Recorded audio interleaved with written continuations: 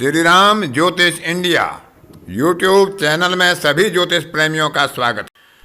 आज की कक्षा का विषय है कि जातक की जन्म कुंडली में चंद्रमा से, लग्न से या आत्मकारक ग्रह से अष्टम भाव का स्वामी यदि वक्री होता है तो वह जीवन में बड़ी उथल पुथल मचा देता है, सुख भंग कर देता है, राज्य भंग कर देता है, शोक देता है, किसी अपनी परिजन का वियोग देता है। अष्टम भाव सर्वदा खराब नहीं होता, आयु का भाव है। दशम से एकादश और एकादश से दशम भाव है। जन सेवा के प्रति समर्पण का भाव है, शोध का भाव है, वैज्ञानिक दृष्टिकोण का भाव है।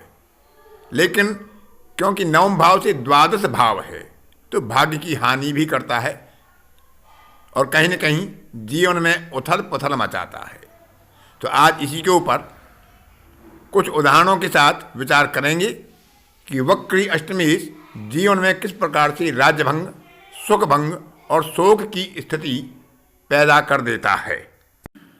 अष्टम भाव की गणना त्रिक भाव में की जाती है, जिन्हें अशुभ भाव कहते हैं, क्योंकि यह त्रिक भाव लग्न से, नवम से और सप्तम से द्वादश भाव होते हैं और हर भाव अपने से अगले भाव से पोषण प्राप्त करता है और जब अपने से अगले भाव से पोषण प्राप्त करेगा तो अगले भाव का क्षरण होता है, हानि होती है। इसलिए उनको अशुभ भाव कहा गया है, त्रिक भाव कहा गया है। क्योंकि नवम से द्वादश है अष्टम, तो नवम का क्षरण होता है, नवम की हानि होती है, भाग्य कमजोर पड़ता है, भाग्य साथ नहीं देता है जब अष्टम भाव जागृत होता है। और ऐसी स्थिति में यदि वक्री अष्टमेश होता है तो वह और बलवान हो जाता है, चेष्टा बली हो जाता है, तो वह उतार चढ़ाव जीवन में अधिक प्रदान करता है।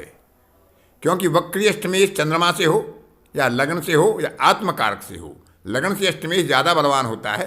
लेकिन यदि ऐसा ग्रह दो स्थानों से वक्री हो जाता है तो वह और ज़्यादा कष्ट प्रदान करने वाला हो जाता है, उथल पुथल मचाने वाला, जीवन में किसी परिजन का वियोग कराने वाला, शोक कराने वाला, राज्य भंग और सुख भंग जैसी स्थिति को जन्म देने वाला हो जाता है। ऐसे में उसकी शांति आवश्यक हो जाती है और सबसे बड़ा कार्य होना चाहिए कि व्यक्ति को अनैतिक कार्यों से बचना चाहिए, किसी को कष्ट देने से, किसी की बददुआ लेने से बचना चाहिए। अपने धर्म के आधार पर अपनी जिम्मेदारियों का निर्वहन करना चाहिए और सभी को सहयोग करना चाहिए। जन समाज और कल्याण की भावना से लोगों को सहयोग करना चाहिए, तभी ऐसे अशुभ फलों से किसी स्तर तक मुक्ति मिल सकती है। यह वक्री अष्टमेश जो लगन से, चंद्रमा से, आत्मकारक से होता है, वह अपनी दशा में ऐसे अशुभ प्रभाव या उथल पुथल भरी प्रभाव, सुख भंग, राज्य भंग, दाम्पत्य बाधा आदि, वियोग आदि अशुभ फल प्रदान करता है। विशेषतः अपनी दशा में या किसी क्रूर ग्रह के अंदर जब उसकी अंतर्दशा आती है, विशेषकर जहाँ वह स्थित होगा, जहाँ पर उसकी दृष्टि होगी और जिसके नक्षत्र में बैठा होगा उससे संबंधित भी अशुभ फल देने की वह चेष्टा करेगा। लेकिन जहाँ जहाँ उसकी दृष्टि होगी तो विशेषकर यहाँ पर गुरु, मंगल और शनि का वक्री होना अष्टमेश होकर वह ज़्यादा कष्टकारक होता है, क्योंकि उनकी तीन तीन दृष्टियाँ होती हैं तो वह तीन भावों को प्रभावित करते हैं। जैसे किसी का शनि यदि अष्टमेश होकर लगन में बैठेगा तो तृतीय भाव को प्रभावित करेगा, पुरुषार्थ की हानि करेगा। सप्तम भाव यानी दाम्पत्य की हानि करेगा, दाम्पत्य संबंधी बाधा देगा।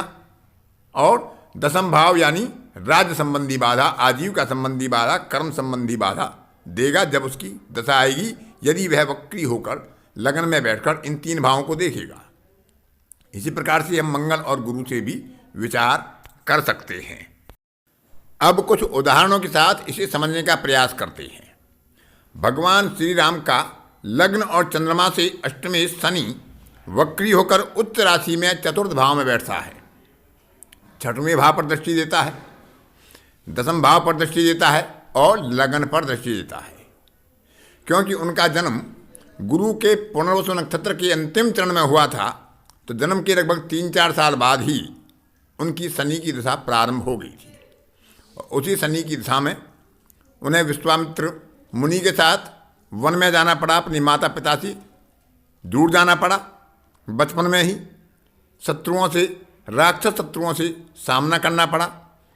उसी कालखंड में छठे भाव पर दृष्टि जाती थी।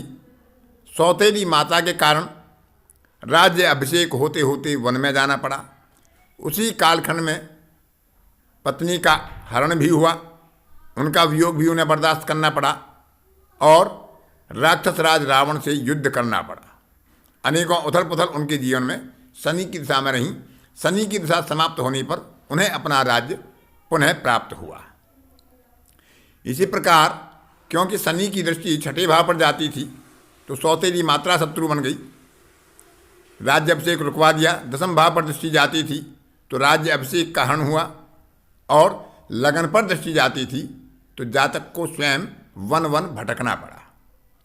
इसी प्रकार श्रीमती सोनिया गांधी, उनका भी अष्टमें शनि वक्री होकर लगन में बैठता है। 1974 से 1993 तक शनि की दशा रहती है। इसी कालखंड में उनकी सास श्रीमती इंदिरा गांधी का राज्य भंग हुआ, उनके पति के छोटे भाई संजय गांधी का देहांत हुआ, श्रीमती इंदिरा गांधी की हत्या हुई और उनके पति राजीव गांधी की भी हत्या हुई। तो यह कालखंड उनके लिए उथल पुथल भरा रहा। परिजनों का शोक प्राप्त हुआ, परिजनों का राज्यभंग प्राप्त हुआ, जिसके कारण स्वयं को भी प्रभावित होना पड़ा। इसी प्रकार से एक महान क्रिकेटर अजहरुद्दीन भारतीय टीम के कप्तान थे। उनका अष्टमेश मंगल नीच राशि में एकादश भाव में बैठा था, राजयोग दिया, विपरीत राजयोग, लेकिन अंत में ऐसी स्थिति में ला दिया जब मंगल की दशा प्रारंभ हुई कि उनको एकदम नेपथ्य में डाल दिया और क्रिकेट जगत से भुला दिया गया। लेकिन मंगल की दशा समाप्त होने के बाद उनकी पुनरावृत्ति हुई, वह राजनीति में आए और चुनाव लड़कर सांसद भी बने। लेकिन अष्टमेश मंगल की दिशा में उन्हें एकदम हाशिए पर रख दिया गया और अपनी प्रेमिका से, अपनी पत्नी से भी वियोग हुआ, राज्य भंग हुआ, सुख भंग हुआ और मान भंग भी हुआ। तो इस तरह से अष्टमेश शनि हो या मंगल हो या गुरु हो या कोई अन्य ग्रह भी हो, यदि वह वक्री होता है तो ऐसे व्यक्ति को सामाजिक और राजनीतिक दायित्वों का निर्वहन करना चाहिए, परंपराओं का निर्वहन करना चाहिए, किसी को दुख नहीं देना चाहिए, किसी की किसी वस्तु का हरण नहीं करना चाहिए, किसी को पीड़ा नहीं देनी चाहिए।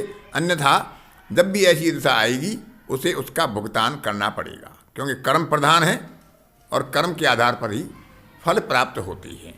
तो इस प्रकार से हम अष्टमेश वक्री होने का अशुभ प्रभाव का कारण देख सकते हैं और उसका निदान समय से पहले कर सकते हैं, अपने कर्मों को शुद्ध रखकर और ग्रहों की शांति आदि कराकर। तो आज की कक्षा में इतना ही। अगली कक्षा में फिर किसी नए विषय पर आपसे मुलाकात होगी। तब तक के लिए अपनी वाणी को विराम देता हूँ। धन्यवाद।